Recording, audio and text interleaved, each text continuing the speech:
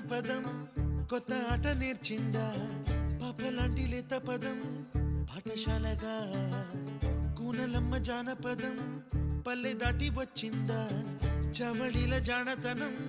పాట చూపగా